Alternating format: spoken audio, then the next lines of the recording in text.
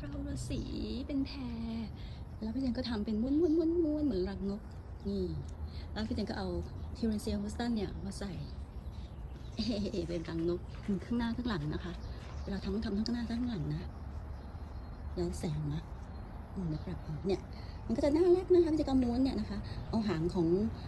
น้องคาวละสีเนี่ยม้วนนะคะม้วนขึ้นมานะคะก็หาพันเอาไว้พี่เจนก็เอาทิวเรนเซียเนี่ยฮูสตันเนี่ยนะคะมาเสียบใส่ตรงกลางเป็นรังนกน่ารัก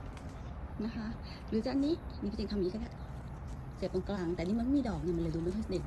นะคะเนี่ยถ้ามีดอกก็จะเด่นอย่างนี้อันนี้ก็ทิวเรนเซียเหมือนกันนะคะแต่ว่าเป็นพันธุ์อะไรนะพาราไดส์นะคะก็จะมีดอกแต่นี่น่ารักผมชอบแบบนี้เป็นรังนกเลย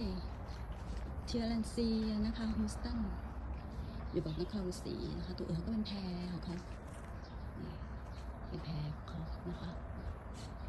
แล้วก็เอาดิบเสียบน่ารักเนาะ